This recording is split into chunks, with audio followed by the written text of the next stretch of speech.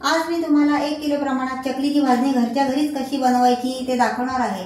आज मी तुम्हाला अगदी अचूक प्रमाण सांगणार आहे जेणेकरून नवशिके सुद्धा सहज चकली बनवतील आणि चकलीची भाजणी चुकणार नाही आणि कुरकुरीत चकली बनून तयार होईल। चला तर मग व्हिडिओला सुरुवात करूया। चकलीच्या भाजणीसाठी मी काय साहित्य घेतले ते पहा। हे 500 ग्रॅम तांदूळ आहेत आणि हे नवे तांदूळ आहेत आणि हे 100 ग्रॅम पोहे आणि ही 250 ग्रॅम चण्याची डाळ आहे, 125 ग्रॅम ही उडदाची डाळ आहे, हे धणे आणि हे जिरे। एवढं सगळं साहित्य घेतलेलं आहे। आता हे मी भाजून घेते। उडदाची डाळ, हे पहा उडदाची डाळ मी सोनेरी रंग येईपर्यंत भाजून घेत आहे। जास्त काळी पण नाही करायची, नाहीतर मग कडवट होईल। अंदाजे 5 मिनिटं लागतात, जास्त नाही भाजायची। हे बघा आता याच्यामध्ये मी चण्याची डाळ भाजून घेत आहे। हिला जरा जास्त वेळ लागतो उडदाच्या डाळीपेक्षा। ती पण सोनेरी रंग येईपर्यंत भाजून घ्यायची। हे बघा अशी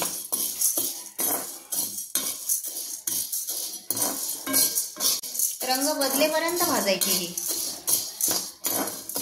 तुम्ही पाहू शकता डाळीला बघा असे सोनेरी डाग आलेले आहेत, म्हणजे आपली डाळ भाजून झालेली आहे। आता हिला आपण काढून घेऊ। अंदाजे 10 मिनिट लागलेले आहेत मला ही डाळ भाजून घ्यायला। आता आपण याच्यामध्ये हे पोहे भाजून घेऊ। पोहे अगदी पटकन भाजले जातात, याला जास्त वेळ नाही लागत। हे पहा आपले पोहे सुद्धा भाजून झालेले आहेत। आता हे पण मी काढून घेते। हे पहा हे तांदूळ भाजून घेत आहे आणि हे थोडे थोडे टाकायचे भाजताना, सगळे एका हाती नाही टाकायचे। हे बघा मी एवढेच टाकलेले आहेत, म्हणजे आपले तांदूळ पटकन भाजून होतील, याला जास्त वेळ नाही लागणार। असे 2-3 बॅच मध्ये मी हे तांदूळ भाजून घेणार आहे। हे पहा हे तांदूळ मी 3 बॅच मध्ये भाजून घेतलेले आहेत।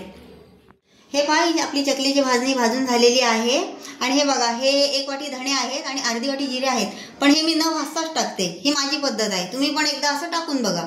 धणे आणि जिरे भाजून घेतले ते चकलीला कडवटपणा येऊ शकतो असं मला वाटतं, म्हणून मी न भाजताच घेते।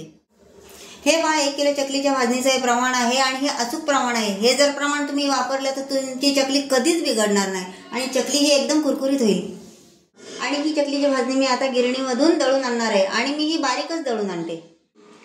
तुम्हाला या चकलीच्या भाजणीचा व्हिडिओ कसा वाटला हे मला कमेंट करून सांगा। व्हिडिओ जास्तीत जास्त लोकांना शेअर करा आणि माझ्या चॅनलला नक्की सबस्क्राईब करा। धन्यवाद।